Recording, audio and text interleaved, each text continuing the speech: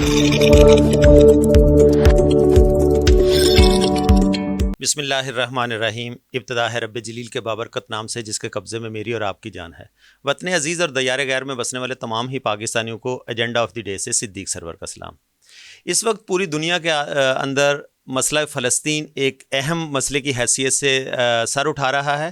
اگر اس کی بات کی جائے پچھلے 60 سالوں سے تو یہ مسئلہ کبھی بھی ختم نہیں ہوا. اس مسئلے کے اوپر مختلف پلیٹ فارمز کے اوپر بات ہوتی رہتی ہے, لیکن اس وقت جس طرح سے اس کے اوپر غزہ کے اوپر اسپیشلی اسرائیلی بمباری جاری ہے اور بچوں کی اور خاص کر کے اسپیشلی جو وہاں پر خواتین کی بے حرمتی اور اسلام کا نام لیوا جو لوگ وہاں پر موجود ہیں ان کے اوپر جس طرح کے مظالم ڈھائے جا رہے ہیں, اس کی پوری دنیا ان مظالم کی مذمت کرتی ہوئی دکھائی دے رہی ہے. لیکن کیا صرف مذمتی بیانات سے اس کا کوئی سدباب ہو سکتا ہے؟ کیا ہم بینگ اے مسلم صرف ایک اپنے روڈوں کے اوپر اس کے اوپر ریلیاں نکال لیں یا ملک پاکستان میں رہتے ہوئے ہم اس کو صرف برا بھلا کہیں تو کیا ہمارا وہ والا فرض ادا ہو جاتا ہے جو ایک مسلمان ممالک کا اپنے مسلمان بھائی کے لیے کھڑے ہونے کے لیے جو اسلام ہمیں ترغیب دیتا ہے؟ جہاد نام کی چیز کیا ہے, اس کو کس طرح سے امپلیمنٹ کیا جاتا ہے, کس طرح سے اس کی مذمت کے ساتھ ساتھ اسرائیل کی مرمت کی ضرورت ہے, پوری دنیا کو اس کے اوپر کیا نوٹس لینے چاہیے, بیسک مسئلہ فلسطین ہے کیا, اس کے اوپر آج ہم بات کرنے کی کوشش کریں گے. میرے ساتھ آج پروگرام میں اسپیشل گیسٹ موجود ہیں. میرے ساتھ آج اسلامک ریسرچر ہیں, ایم فل ہیں اسلامک اسٹڈیز میں کراچی یونیورسٹی سے, اور میڈم جویریہ عشرت صاحبہ. السلام علیکم. وعلیکم السلام. میڈم کیسی ہیں آپ؟ الحمدللہ ٹھیک. میرے آج کے دوسرے گیسٹ جو کہ سینئر جرنلسٹ ہیں, بیونڈ دی بارڈرز بہت اہم خبریں رکھتے ہیں, پوری دنیا کے اوپر ان کی گہری نظر ہوتی ہے, خاص کر کے اسپیشلی اس طرح کے جو اسلامک ایشوز ہوتے ہیں اس کو بہت زیادہ اچھے طریقے سے ہائی لائٹ بھی کرتے ہیں. ان کے کالمز آپ اپنی نظروں سے مختلف پرنٹ میڈیا کے اوپر دیکھتے رہتے ہیں, ویلاگز بھی ان کے مارکیٹ میں آپ سوشل میڈیا کے اوپر اور بہت سارے چینلز کے اوپر بھی آپ ان کو دیکھتے ہیں. جناب شہریار شوکت صاحب, السلام علیکم. شہریار صاحب کیسے آپ؟ ٹھیک ہے. میں سب سے پہلے کہا جاتا ہے لیڈیز فرسٹ, تو میں میڈم جویریہ کی طرف چلوں گا. میڈم, اصل میں مسئلہ فلسطین جس کی ہم بات کر رہے ہیں, ہمارے مسلمان بھائی ہیں, مسئلہ فلسطین اصل میں ہے کیا؟ دیکھیں 2000 سال تک یہودی اسکیٹرڈ رہے اور انہیں کوئی ایک سیدھا راستہ نہیں مل رہا تھا کہ کس طریقے سے اپنے دین کو, یہودیت کو وہ عمل میں لائیں اور کس طریقے سے وہ ہیکل سلیمانی کی طرف بڑھیں. تو جب لیو پنکسر نے آٹو ایمنسپیشن تحریر کی تو اس کو باور کروایا کہ ان کی ایک مقدس زمین ہونی چاہیے, فادر لینڈ ہونی چاہیے, جیسے بعد میں تھیوڈوکس ہرزل نے دا جوئش اسٹیٹ کے نام سے کتاب لکھ کر اس کی اہمیت مزید بڑھا دی. اس وقت کیونکہ سلطنت عثمانیہ کا تسلط تھا تو تھیوڈوکس نے بہت زیادہ کوشش کی اور پائے تخت میں موجود سازشیں بھی کرتا رہا کہ کسی طریقے سے فلسطین کو یہودیوں کے حوالے کر دیا جائے. لیکن یہ مسئلہ حل نہیں ہو پایا. پھر جب پایا تخت الٹ گیا اور سلطنت عثمانیہ ختم ہو گئی, سلطنت عثمانیہ ختم ہونے کے بعد جب برطانیہ کے زیر تسلط فلسطین آیا تو پھر یہاں سے مسئلہ فلسطین کا آغاز ہوا, کیونکہ اب یہودیوں نے باقاعدہ طور پر آگے بڑھ کر, اور جب جنرل ایلن بے نے 1917 میں آزادانہ طور پر بیت المقدس میں انٹری کی اور وہاں جا کر اسرائیلیوں کے لیے زمینیں خریدی اور وہاں ان کو آباد کرنے کا سلسلہ شروع کیا, تو یہاں جو ہے وہ فلسطینیوں کے لیے ایک کڑا وقت ان کے لیے شروع ہوا اور اس طریقے سے مسئلہ فلسطین اٹھایا گیا. اچھا میڈم, بڑی آپ نے تفصیل میں اس کی ہسٹری بیان کی کہ مسئلہ فلسطین. اچھا, میں شہریار شوکت صاحب آپ کو گفتگو میں شامل کروں گا. ہم دیکھ رہے ہیں بیونڈ دی بارڈرز پوری دنیا کے اس وقت صحافی حضرات جو ہیں وہ کچھ فلسطین میں موجود بھی ہیں, کچھ اس کو بلکہ میں نے اس طرح کے غیر مسلم صحافی وہاں پر دیکھے جو انہوں نے انسانی توہین ہوتے ہوئے مطلب اس کو قلم بند کیا ان کے کیمروں میں, اور جس طرح سے وہ مطلب اپنے جذبات پہ قابو نہیں رکھ پائے, وہاں کے صحافی جو ہے نا وہ ان کی آنکھیں اشکبار ہو گئیں. آپ کیا سمجھتے ہیں بینگ اے جرنلسٹ انسانی جو حقوق ہیں ان کو کتنا پامال کیا جا رہا ہے فلسطین؟ دیکھیے, اس سلسلے میں کچھ دن پہلے کراچی یونین آف جرنلسٹ دستور نے بھی ایک پروٹیسٹ کیے کہ جس میں وہاں کے صحافیوں کو بھی شہید کیا گیا, اور انہیں بھی کوریج والا معاملہ, صرف مسلمان صحافی نہیں بلکہ جو نان مسلم تو ان کو بھی اس معاملے سے روکا جا رہا ہے. بہرحال اگر اسلام کے معاملے کو ایک طرف رکھ لیں تو ہٹلر کی مجھے وہ بات یاد آ جاتی ہے کہ میں کچھ فیصد یہودی اس لیے باقی چھوڑ رہا ہوں کہ آپ کو یہ پتہ چل جائے کہ میں نے 90% ہمارے کیوں تھے. تو وہ جو کنڈیشن تھی اب وہ ہے, اور دنیا اس وقت اپنی آنکھیں بند کی ہوئی ہے. امریکہ نے اسلحے سے بھرا ہوا ایک کنٹینر باقاعدہ اسرائیل بھیج دیا, اپنے بحری جہاز وہ اسرائیل بھیج رہا ہے, اپنے جہاز وہ اسرائیل کو دے رہے ہیں کہ آپ مکمل طور پر مسلمانوں کی نسل کشی کریں. لیکن دوسری طرف ہم دیکھ رہے ہیں کہ یو این او یا جو دوسرے ممالک ہیں جس وقت عالمی قوتیں کہلاتی ہیں, وہ سب نے آنکھیں بند کی ہوئی ہیں. امریکہ نے یو این او کے اندر 80 بار ویٹو استعمال کیا, جس میں سے 40 بار سے زیادہ صرف اس نے اسرائیل کو بچانے کے لیے استعمال کیا. تو اس کا مطلب تو بہت واضح ہے کہ یہ جو عالمی قوتیں جو یہ امن کا نام لے رہی ہیں, یہ بیسیکلی یہ امن نہیں چاہتی ہیں, یہ عزاداری چاہتی ہیں, اور یہ مسلمانوں کی نسل کشی چاہتے ہیں. یہ مسلمانوں کی نسل کشی چاہتے ہیں, مسلمانوں کو نہیں برداشت کرنا چاہتے, چاہتے ہیں جی مسلمان ختم ہو جائیں دنیا سے. اور اسی سلسلے کا ایک ان کا خواب ہے جو گریٹر اسرائیل کا ہے.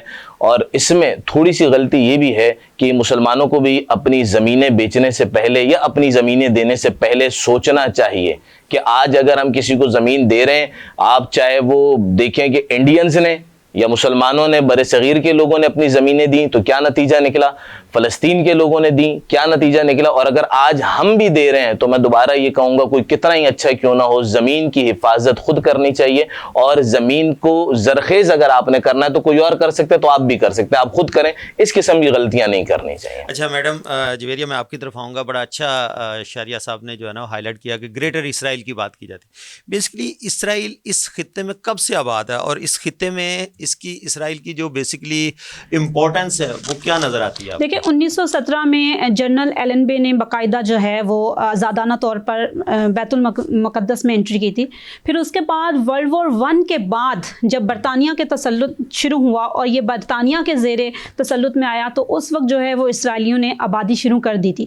پھر 1947 میں یونائٹڈ اسٹیٹ کی طرف سے باقاعدہ یہ اعلان کیا گیا تھا کہ فلسطین کو 2 حصوں میں تقسیم کر دیا جائے. ایک حصہ جیوش اسٹیٹ کہلائے گا, دوسرا حصہ عرب ریاست قرار دیا جائے گا, اور یروشلم کو انٹرنیشنل سٹی ہی رہنے دیا جائے گا. پھر باقاعدہ 14 مئی 1948 کو جب اسرائیل کا قیام ہوا تو مصر, اردن اور عراق نے حملہ کر دیا, اور جب یہ حملہ کیا تو یہ پہلی عرب اسرائیل وار شروع ہوئی جو فلسطینیوں کے لیے ایک بڑے سانحے کا باعث بنی, اور 1948 سے باقاعدہ جو ہے وہ یہودیت جو ہے وہ وہاں پر قیام پذیر ہوئی. اچھا شہریار صاحب, پھر میں آپ ہی کی طرف آؤں گا. میڈم نے جس طرح سے ہسٹری بتائی اسرائیل کی کہ یہ کب سے 1948 سے جو ہے نا وہاں پر وہ ہے, آپ کیا سمجھتے ہیں ہمارے جو ویژنری لیڈر تھے جنہیں جناح صاحب کہا جاتا ہے, جن کے ایک لبیک وہ نعرہ لگانے کے اوپر پاکستان کا 2 قومی نظریے کا جب ہم پاکستان ہے, یہ ہمارے قائد کا فرمان تھا کہ ہم کبھی بھی اسرائیل کو تسلیم نہیں کر سکتے. کیوں ہم تسلیم نہیں کرتے ہیں جب اتنے بڑے لیڈر نے, ہمارے ویژنری لیڈر جس کے لیے ہم آج بھی اس کو سلوٹ پیش کرتے ہیں, بیسکلی ایسے کون سے وہ عقائد تھے اسرائیل کے, ایسے کون سے ان کے پوائنٹس تھے جس کی وجہ سے ہمارے فاؤنڈر نے اس کو ایکسیپٹ کرنے سے انکار کیا تھا؟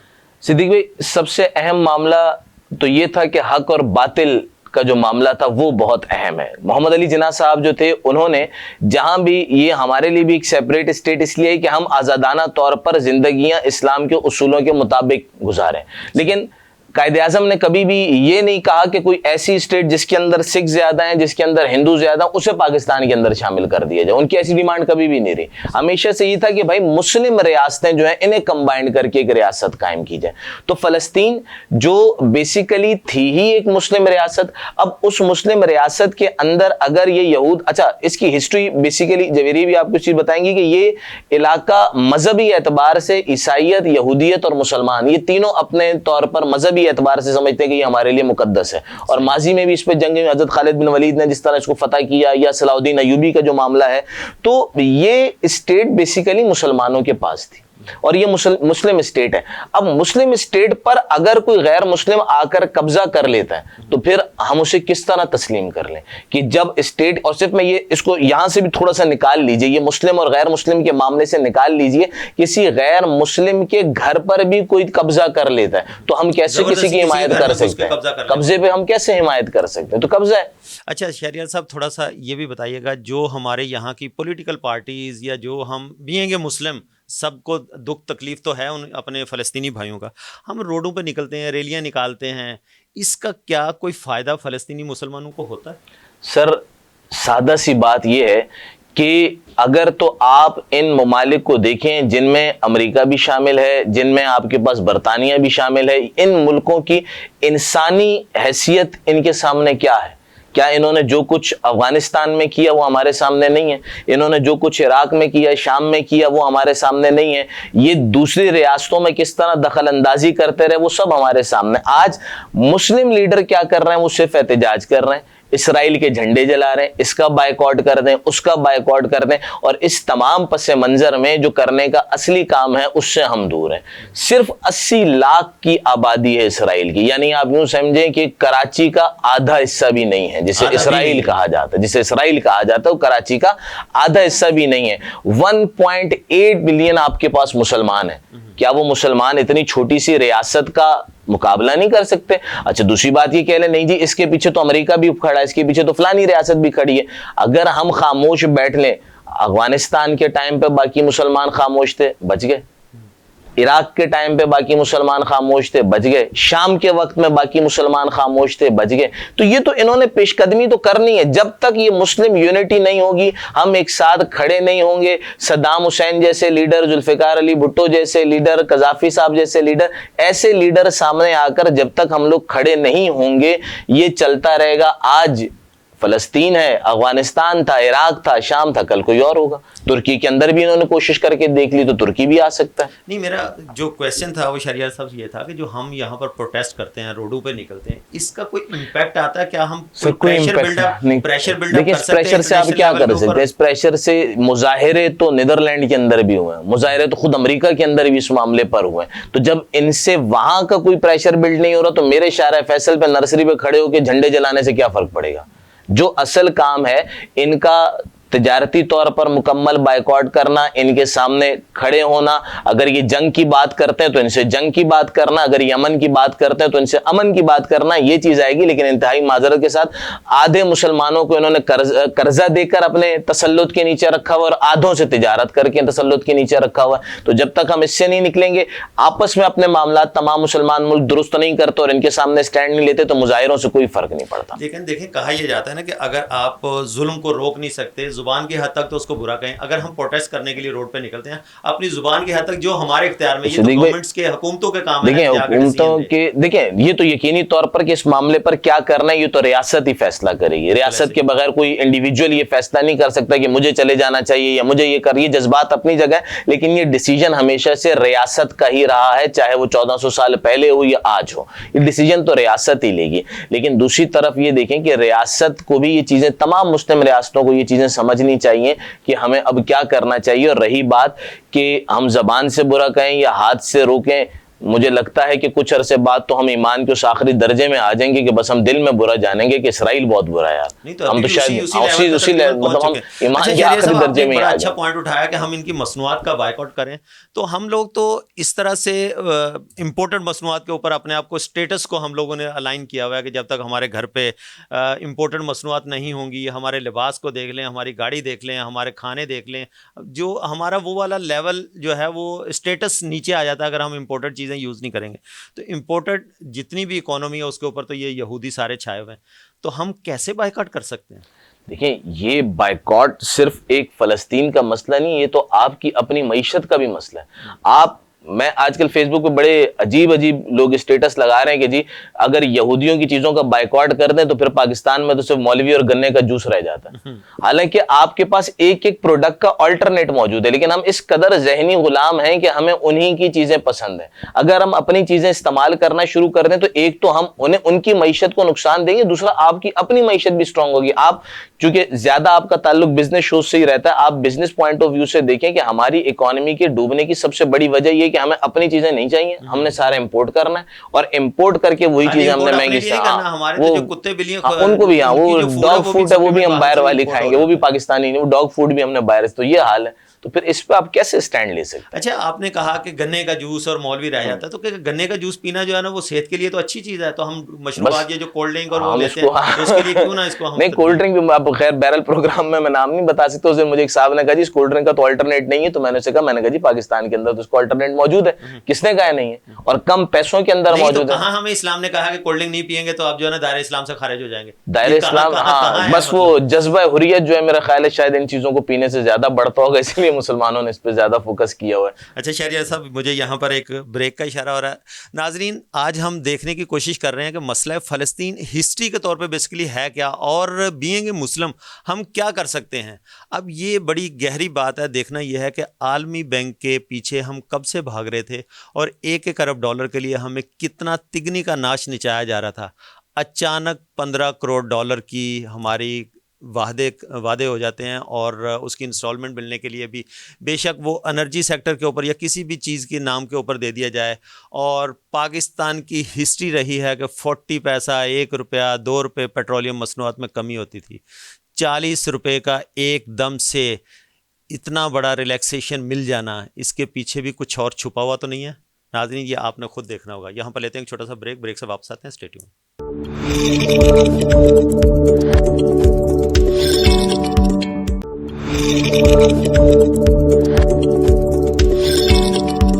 ویلکم بیک ناظرین. بریک کے بعد دوبارہ خوش آمدید کہتا ہوں. بریک پہ جانے سے پہلے میں نے ایک سائن آف انٹیروگیشن چھوڑا تھا کہ 40 روپیز کا ڈکلائن پیٹرولیم مصنوعات کے اندر ہوا، جس کی وجہ سے عوام تو خوش ہو رہی ہے، لیکن کیا اس کے پیچھے بھی کچھ ایسے عوامل تو شامل نہیں ہے کہ عوام کی شاید جو اس طرح کی چیزیں ہیں ان کے اوپر سے نظر ہٹانے کے لیے اور معاملے کو دبانے کے لیے 40 روپے کا ڈکلائن دیا گیا تھا، لیکن اس کے باوجود بھی عوام اس وقت شدید غم و غصے کا اظہار کرتے ہوئے دکھائی دے رہے ہیں. اگر آپ باہر نکلیں روڈوں کے اوپر تو لوگ فلسطین کے ساتھ اپنی جو سپورٹ ہے اس کا مظاہرہ کرتے ہوئے دکھائی دے رہے ہیں، اور ہونا بھی یہی چاہیے. ہم بینگ اے انڈیویجول کچھ نہیں کر سکتے. یہ ریاستی اداروں کا کام ہے، ریاستوں کا کام ہے کہ وہ کس طرح سے ڈیسیژن لے گا. شمالی کوریا کے پریزیڈنٹ نے جو بیان دیا کہ اگر مجھے اس وقت اجازت ہوتی یا میرا مذہب یا دین اس وقت اجازت دیتا تو میں شاید اپنے ایٹمی جو ہتھیار ہیں ان کا استعمال اسرائیل کے اوپر کر کے ان کو ٹیسٹ کرتا. تو کیا مسلم ممالک جو ہیں، 57 اسلامی ممالک جو ہیں، ان کے لیے سوچنے کا مقام نہیں ہے؟ کیا ان کو یہ نظر نہیں آ رہا کہ کس طرح سے وہاں پر بچوں کے ساتھ جس طرح کے فوٹیج اور جس طرح کی ویڈیوز اس وقت سوشل میڈیا کے اوپر گردش کرتی ہوئی دکھائی دے رہے ہیں؟ میں سمجھتا ہوں کہ شاید صاحب اولاد کوئی اس پوری ویڈیو کو دیکھ بھی نہ پائے. تو کیوں ہم مسلمان ایک ساتھ اکٹھے نہیں ہو سکتے؟ کیوں غیر مسلم ایک ساتھ اکٹھے ہو جاتے ہیں؟ کیا ہم فرقوں میں ہی بٹے رہیں گے؟ کیا ہمیں اس وقت کسی یونٹی کی ضرورت نہیں ہے؟ تو پھر کب سوچیں گے اگر آج نہیں سوچا؟ اس پروگرام کو یہاں سے میں کنٹینیو کر رہا ہوں. اس وقت ہم نے فلسطین کی ہسٹری کی بات کی تھی پچھلے بریک میں. اب میں یہاں پر تھوڑا سا یہودیوں کے بارے میں میڈم جویریہ سے، جو کہ اسلامک ریسرچر ہیں اور ہسٹری کے اوپر ان کی کافی گہری نظر ہے. میڈم میں آپ کی طرف آؤں گا. تھوڑا سا یہودیوں کے بارے میں بتائیے گا کہ ایک عام یہودی اور صہیونی میں بیسک فرق کیا ہوتا ہے؟ پہلے میں آپ کی بات کوٹ کرنا چاہوں گی کہ مسلمان کب جاگیں گے. تو رسول اکرم صلی اللہ علیہ وآلہ وسلم نے فرمایا کہ ایک وقت ایسا آئے گا جب کچھ گمراہ قومیں تمہاری طرف یلغار کریں گی، تمہارے اوپر ٹوٹ پڑیں گی، اور باقی قوموں کو اس طریقے سے دعوت دیں گی جیسے کوئی بھوکا دوسروں کو کھانے پر دعوت دیتا ہے. تو کہ رسول اکرم صلی اللہ علیہ وآلہ وسلم سے صحابہ کرام نے عرض کیا، یا رسول اللہ کیا ہم اس وقت تعداد میں کم ہوں گے؟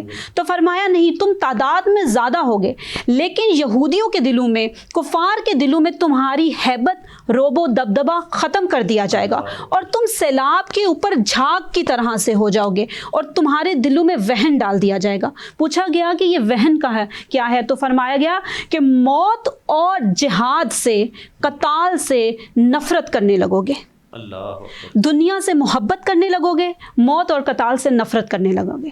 آپ آتے ہیں آپ کے سوال کی طرف سے کہ یہودی اور صہیونیت میں کیا فرق ہے.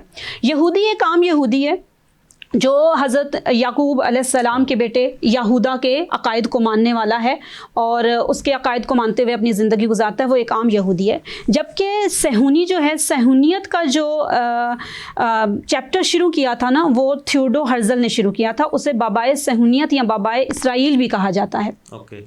تو اس نے یہ جو چیزیں شروع کی تھی کہ 19 صدی کے اواخر میں اس نے ایک تحریک چلائی تھی، اور اس تحریک کو اس نے پایا تخت میں بھی جو ہے وہ بہت زیادہ عروج پر لانے کی کوشش کی، جس میں وہ ناکام رہا، اور اسے بعد میں جو ہے وہ سلطنت عثمانیہ سے اسے جانا پڑا. تو اس نے یہ سارا سلسلہ شروع کیا تھا. اب صہیونی جو ہے وہ اس کے عقیدے کو ماننے والا ہے، ایک عام یہودی نہیں ہے. عام یہودی کے علاوہ بھی جو یہ بات ڈیمانڈ کرے کہ ہاں یہودیوں کے لیے ایک مقدس ریاست ہونی چاہیے, وہاں ان کو رہائش پذیر ہونا چاہیے, اور اس کو مقدس سرزمین کہہ کر, فادر لینڈ کہہ کر وہاں پر جو ہے وہ وقوع پذیر ہونا چاہیے, اس کی ڈیمانڈ کرنے والا صہیونی ہے. وہ یہودیت کے علاوہ لوگ بھی ہو سکتے ہیں, جیسے آج کل اگر آپ دیکھیں تو ساری قومیں ایک ساتھ مل گئی ہیں اور ان کا ساتھ دے رہی ہیں, تو یہ سب جو ہیں وہ عام یہودیوں کے علاوہ صہیونی بھی ہیں. اوکے, یہ یعنی کہ اکٹھے ہو گئے اس وقت جو کہ فلسطین کے اوپر مل کے چڑھائی کی. اچھا میڈم, یہ بتائیے گا کہ یہودی اس جگہ پہ بیسیکلی قبضہ کرنا کیوں چاہتے ہیں, کیوں یہ اس جو ہمارے لیے بھی سرزمین مقدس سرزمین ہے, قبلہ اول ہے ہمارا, یہودی کیوں اس پہ قبضہ کرنا چاہتے ہیں؟ 3 مذاہب کی مقدس زمین ہے. مسجد اقصیٰ قبلہ اول مسلمانوں کے لیے, دوسری عیسائیوں کے لیے جائے ولادت حضرت عیسیٰ علیہ السلام کی, اور تیسرا ہیکل سلیمانی. یہودی یہ سمجھتے ہیں, کیونکہ اگر آپ اسٹڈی کریں گے تو آپ کو پتہ چلے گا, جینیسس چیپٹر 15 بائبل میں یہ بات ذکر ہے کہ خدا نے حضرت ابراہیم علیہ السلام سے وعدہ کیا تھا کہ میں آپ کو نیل سے دریائے فرات تک کا حصہ بطور حکومت عطا فرماؤں گا.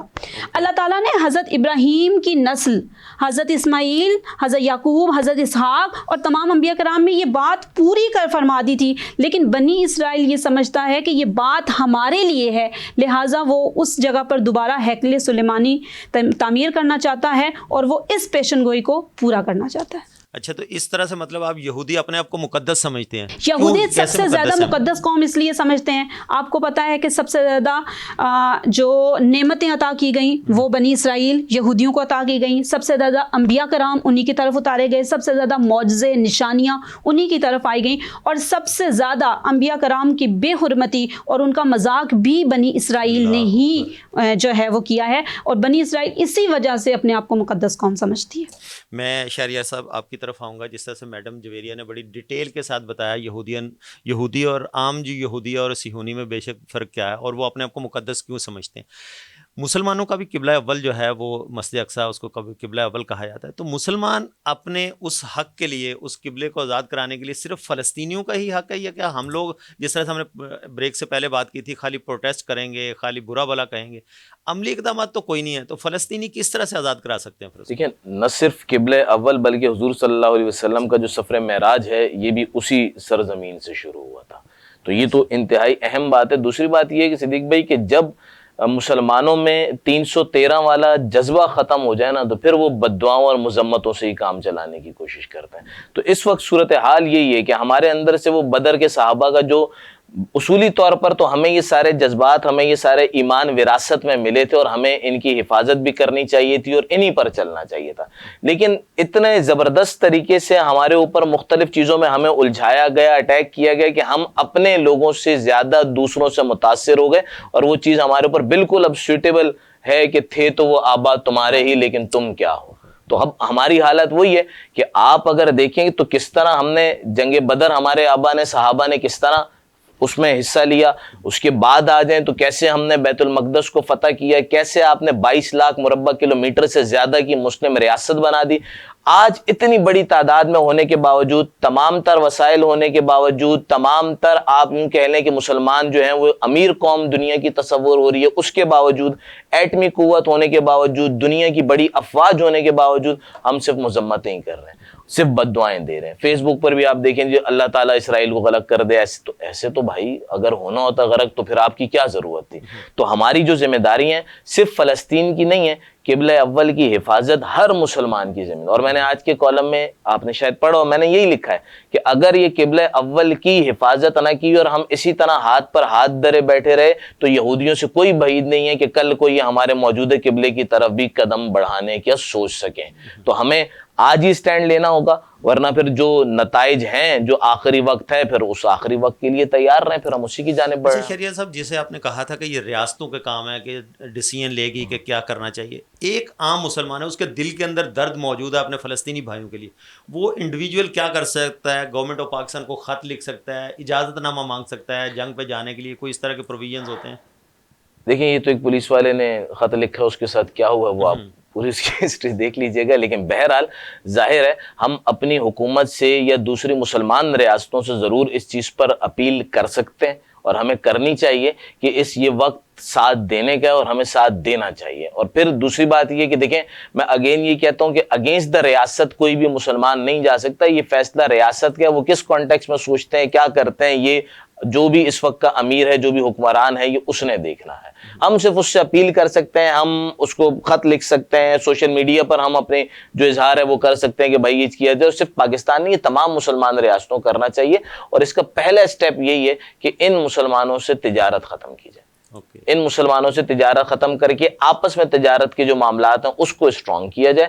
دوسری بات یہ کہ فلسطین کی امداد ضرور کی جائے. اس وقت سب سے زیادہ انہیں امداد کی ضرورت ہے, ہمیں اس میں بڑھ چڑھ کر حصہ لینا چاہیے. لیکن وہ ادارے جو مستند ہیں, جیسے مفتی تقی عثمانی صاحب کر رہے ہیں, الخدمت کر رہے ہیں, یا فلسطین کی اپنی ایمبیسی جو ہے انہوں نے بھی باقاعدہ اکاؤنٹ نمبر جاری کیا ہے اور وہ بھی جو ڈونیشنز ہیں وہ کلیکٹ کر رہے ہیں. تو اس میں ہم لوگوں کو اس وقت بڑھ چڑھ کر حصہ لینا چاہیے. امداد وہاں کیسے پہنچے گی؟ 7 اکتوبر کے بعد سے انہوں نے وہاں پر بجلی کا نظام منقطع کیا ہوا ہے, کوئی رسد ہے نہیں وہاں پر. تو جو ہم اگر جمع کرائیں گے بھی, کوئی وہاں سے راشن جائے گا بھی, تو وہ وہاں تو پہنچ نہیں پائے گا. اس میں وہ جو غزہ کے لوگ ہیں ان تک تو ہماری امداد کسی بھی صورت نہیں. دیکھیں اس میں موسٹ امپورٹنٹ بات تو یہ کہ جو فلسطین ایمبیسی ہے اسلام آباد کے اندر, ان کا جو اکاؤنٹ ہے وہ سب سے بہتر ہے کہ ان کے تھرو اس چیز کو ڈیلیور کیا جائے. ظاہر ہے وہ اس ملک کے شہری ہیں, وہ جا سکتے ہیں.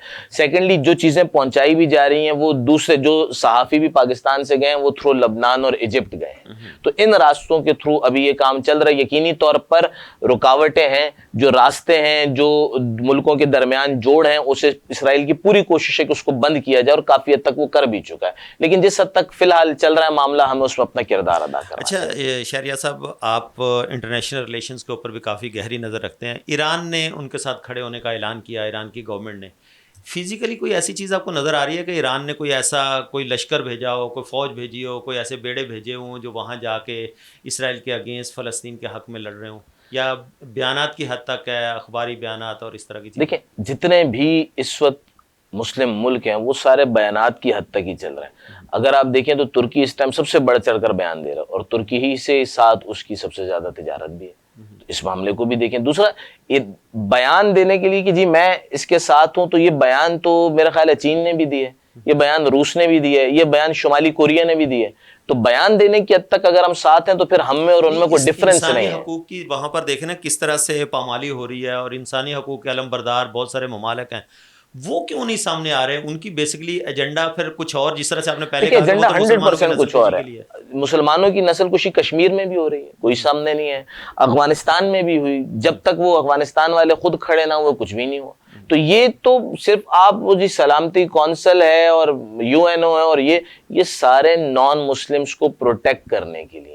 ہم بھی کہتے ہیں کہ نان مسلمس کو بالکل پروٹیکٹ کریں, ان کے جائز حقوق جتنے میرے خیال ہے پاکستان میں اقلیتوں کو ملتے ہیں شاید ہی کہیں ملتے ہو.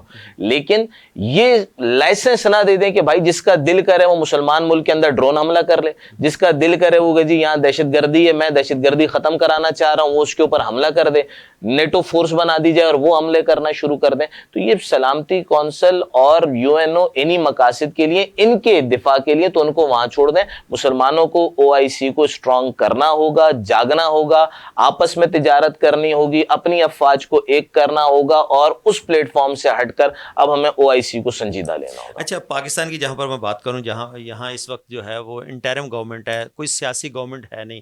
سیاسی گورنمنٹ اب الیکشن کے لیے جائیں گے سیاسی پارٹیز, تو کیا وہ اپنے نعروں کے اندر یہ چیز بھی شامل کریں گے کہ ہم فلسطین کے ساتھ یہ کر دیں گے, ہماری ہمدردیاں فلسطین کے ساتھ ہیں؟ یہ ایک سیاسی نعرے آپ کو سنائی دیتے ہیں آنے والے وقتوں میں؟ سیاسی نعرے تو دیکھیں ہم نے جتنے ڈاکٹر عافیہ پر لگائے ہیں اس کی مثال تو کہیں نہیں ملتی, لیکن وہ بھی آج تک نعرے ہی ہیں.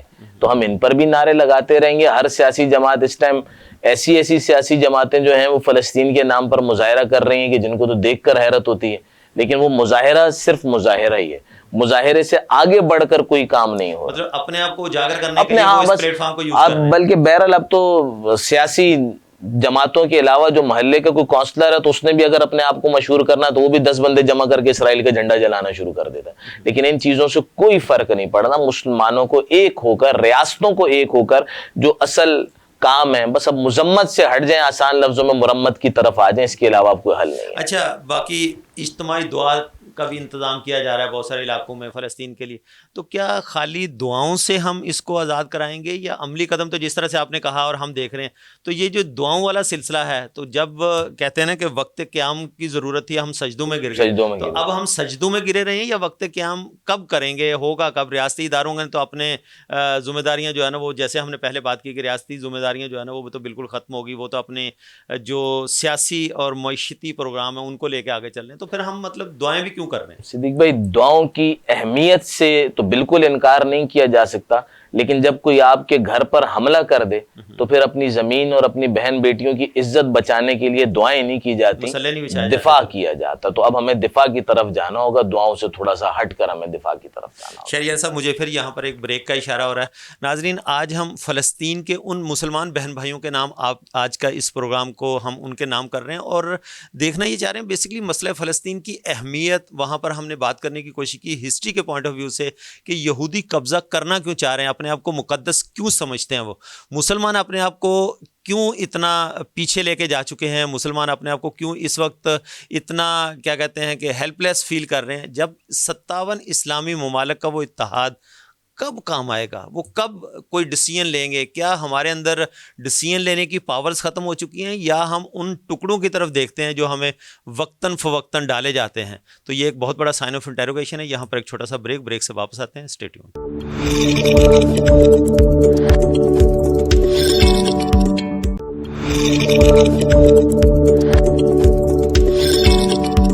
ویلکم بیک ناظرین. بریک کے بعد دوبارہ خوش آمدید کہتا ہوں. بریک پہ جانے سے پہلے جس طرح سے بات ہو رہی تھی ہماری فلسطین کے ان مسلمانوں کی جو اس وقت بڑی مشکل کی زندگی گزار رہے ہیں, اور وہاں پر اس وقت خوراک کی اور باقی دواؤں کی بہت زیادہ ضرورت ہے, اور وہاں پر ان کے لیے ہاسپٹلوں میں بھی زندگی محفوظ نہیں ہے, اور بہت سارے لوگ اس وقت پریشانی کا شکار ہیں, اور مسلمان اسپیشلی پاکستان کے بھی اس وقت جو ہے نا وہ دکھ درد کو محسوس کر سکتے ہیں.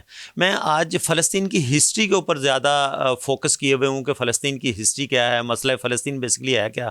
یہاں پر پروگرام کے بیچ میں ہٹلر کا ذکر چل نکلا تھا کہ ہٹلر نے 90% یہودیوں کو کیوں مارا تھا, اور باقی کے 10% یہودیوں کو اس نے کیوں چھوڑا تھا. یہ بھی فلسطین کے ساتھ بڑا لنک ہوتا ہے اس وقت, جو یہودی وہاں پر قبضہ کرنے کی کوشش کر رہے ہیں. تو میں ہماری جو اسلامک ریسرچر ہیں میڈم جویریہ, میں ان کی طرف جاؤں گا. میڈم جویریہ, ہٹلر نے وہ کیوں 10% چھوڑ دیا, 90% یہودیوں کو مارا؟ بیسکلی ہٹلر کا اپنا مذہب کیا تھا؟ ہٹلر یہودیت کو نہیں مانتا تھا, یہودیت کا ماننے والا ہٹلر نہیں تھا, اور اس کی وجہ صرف جو ہے وہ آپ نے سنا ہوگا ہولوکاسٹ کے نام سے. ایک منظم اور سرکاری سرپرستی میں جو ہے وہ 6,60,00,000 یہودیوں کا باقاعدگی طور سے قتل عام کیا گیا, اور قتل عام کی وجہ صرف یہودیت سے نفرت تھی. وہ ان پہلی جنگ عظیم کا جو ذمہ دار ہے وہ بھی یہودیت کو ٹھہراتا ہے, وہ سمجھتا ہے کہ یہودی ہی اس کے ذمہ دار ہے, کہ یہودیوں کی وجہ سے پہلی جنگ عظیم جی, اور اس کے ساتھ اسے معاشی معاملات, معاشرتی معاملات میں یہودیوں کا انٹرفیئر بالکل پسند نہیں تھا, جس کی وجہ سے اس نے ایک یوں کہہ لو کہ ذاتی دشمنی کے طور پر اس نے جو ہے وہ یہودیوں کا قتل عام کیا. 10% اسی لیے چھوڑ دیا کہ پوری دنیا یہ سمجھنے لگی تھی کہ ہٹلر ایک ظالم ہے. اچھا, اس میں جو اس نے 6,60,00,000 لوگوں کا جو قتل عام کیا تھا اس میں صرف یہودی شامل نہیں تھے, بلکہ عام اور لوگ بھی شامل تھے, جو اس وقت یہ کہہ رہے تھے کہ ہٹلر ظالمانہ اس کا یہ رد عمل ہے, تو ان کو بھی اس نے نہیں چھوڑا. اور اس میں آپ یہ دیکھیں گے کہ ہسٹری بتاتی ہے کہ اس میں 30 لاکھ جو لوگ ہیں صرف پولینڈ میں قتل کیے, 14 لاکھ سوویت میں, 6 لاکھ ہنگری میں, 10 لاکھ یورپی ممالک میں, اور 15 لاکھ تو ان میں صرف بچے تھے, جس کو اس کو چن کے اس لیے مارا کہ ان کی نسل کو ختم کر دیا جائے. لیکن جب یہ دیکھا گیا کہ اس کو سب ظالم کہنے لگے ہیں, اور پھر اس کے بعد جو ہے وہ 1914 سے لے کر 18 میں جرمنی کی شکست کا الزام جو ہوا تھا وہ بھی یہودیوں کو ہی وہ دیتا ہے, اور اس کی اصل وجہ سے اسے ختم کرنے لگا. لیکن پھر اس نے جب دنیا سب اس کو ظالمانہ کہنے لگی تو اس نے کہا کہ میں اب 10% یہودیوں کو چھوڑ دیتا ہوں, آنے والی نسلوں میں ان کو پتہ چلے گا کہ میں نے یہودیوں کو کیوں مارا تھا. اور آج اس کو ہم وٹنس کر رہے ہیں, آج ہم اس کو دیکھ رہے ہیں کہ یہودیوں نے کس طریقے سے مسلمانوں کی نسل کشی کا جو ہے وہ ذمہ لے لیا ہے, اور باقاعدہ تمام جتنی بھی یہودیت سے تعلق رکھنے والے جتنے بھی یہود ہیں وہ سب ایک پلیٹ فارم پر ہو گئے ہیں, اور نہ ان کو بچوں کی آہیں سنائی دیتی ہیں, نہ ان کے ماؤں کی بددعائیں سنائی دیتی ہیں. اس پر میں ایڈ کرنا چاہوں گی کہ انٹرنیشنل ہیومیٹیرین لا جو کہ ذمہ داری اٹھاتا ہے کہ وہ جو ہے وہ دنیا میں ہونے والی جنگوں کے قوانین بناتا بناتا ہے, وہ سویلین کو قتل نہیں کرتا, وہ لوگ جو اسلحہ نہیں اٹھاتے ان کو قتل نہیں کرتا, اور اس نے جتنے بھی قوانین بنائے ہیں, میری باقاعدہ ایم فل میں اس پر ریسرچ رہی ہے, وہ سارے قوانین, اسلامی جنگ کے جو آداب ہیں, جو قتال کے آداب ہیں, ان سے تضاد کرتا ہے, کانٹروڈکٹ ہے, اس کے اپنے قوانین میں کانٹروڈکٹ ہے.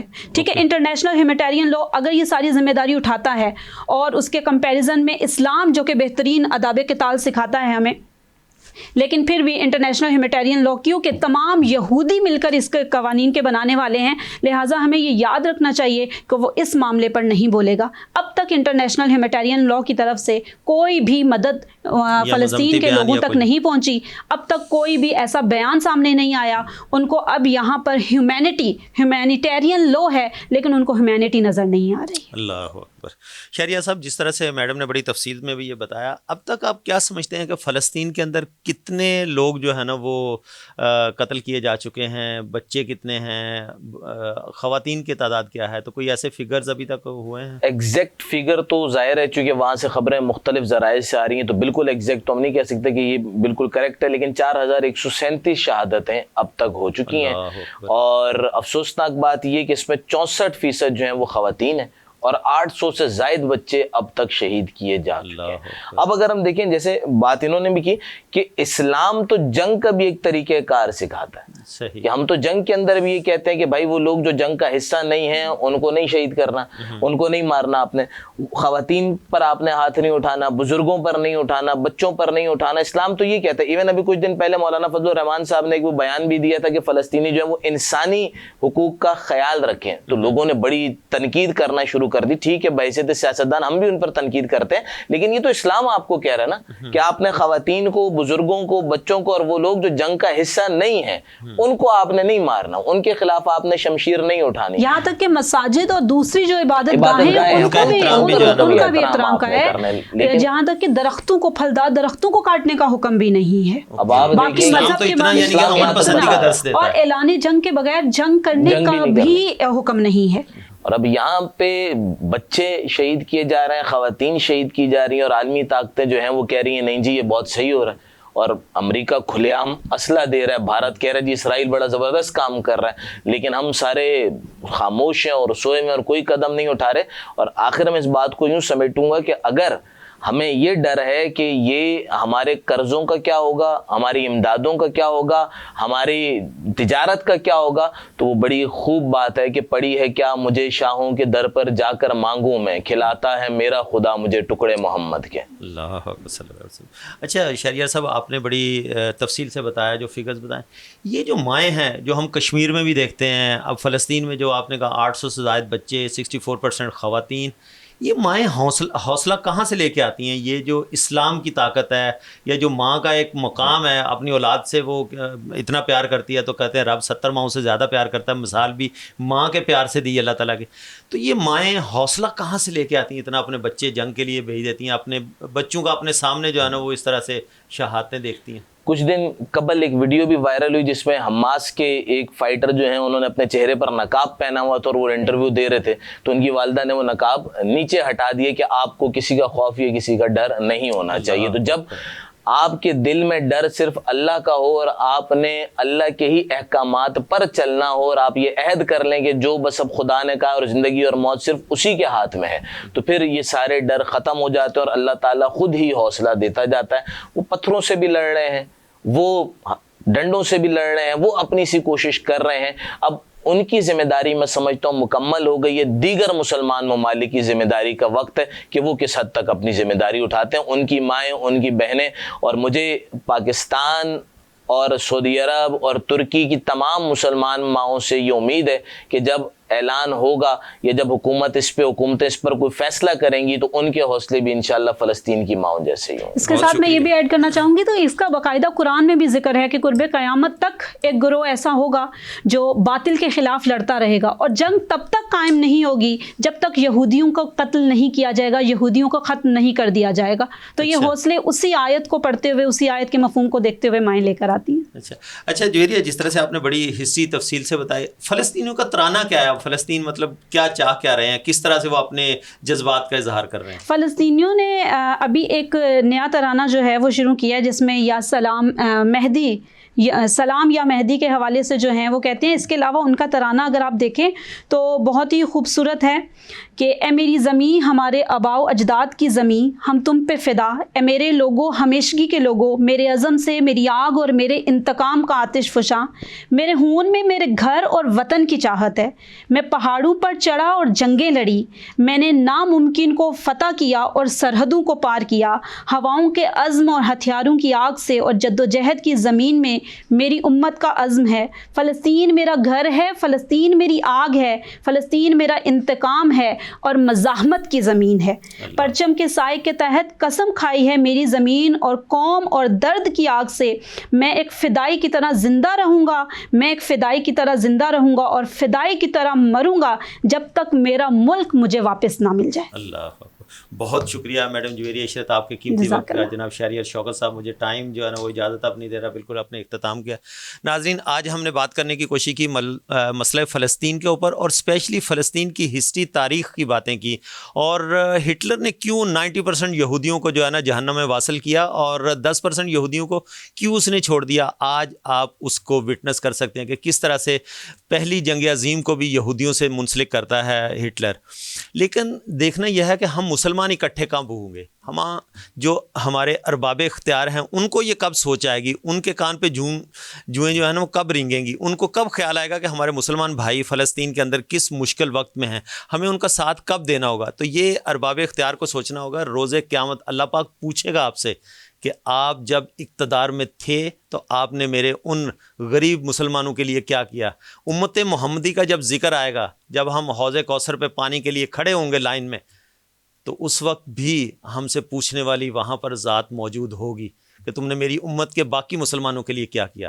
تو جس طرح سے عوام آج روڈوں پہ ہے اپنے اس جذبے ایمانی کا اظہار کر رہے ہیں, تو آپ لوگوں کو بھی ان کے ایمانی جذبے کو بھی دیکھنا چاہیے اور ان مسلمانوں کو بھی دیکھنا چاہیے جو اس وقت ہماری مدد کے انتظار میں ہیں. کیا وہ شیخ رشید والی بات ہے کہ کیا ہم نے یہ ایٹمی بم جو ہے 14 اگست پہ چلانے کے لیے یا خالی صرف شب برات پہ پٹاخے پھوڑنے کے لیے بنایا؟ تو یہ انہی کاموں کے لیے ہوتا ہے. تو اس کا خیال کریں اور دیکھیں, اپنی طاقت کا اندازہ دکھائیں لوگوں کو. یہ نہیں کہ آپ جا کے بم مار دیں اور وہ کھڑے ہو جائیں کہ نہیں جی ہم جنگ کر رہے ہیں. آپ جا کے ڈائلاگ کریں, آپ اپنی اہمیت بتائیں لوگوں کو کہ بھائی ہم ایک ایٹمی طاقت ہیں, ہم کیا کر سکتے ہیں. جب تک آپ کھڑے نہیں ہوں گے, جب تک آپ بات نہیں کریں گے, یقیناً آپ کی بات کوئی سننے کے لیے آپ کے گھر پہ آ کے آپ سے نہیں پوچھے گا کہ آپ کیا کر سکتے ہیں. تو لہٰذا ارباب اختیار کو اس چیز کا نوٹس لینا چاہیے اور پوری دنیا کے ساتھ کھڑے ہو کے UNO میں اس اسپیشل کاز کو اٹھانا چاہیے کہ مسلمانوں کے ساتھ ہونے والی زیادتیوں کا ازالہ کیا جائے اور اس کو فی الفور بند کرایا جائے. مجھے بہت امید ہے کہ آپ اپنا اور ریاست پاکستان کا بہت سارا خیال رکھیں گے. صدیق سرور کو دیجیے اجازت. اللہ حافظ.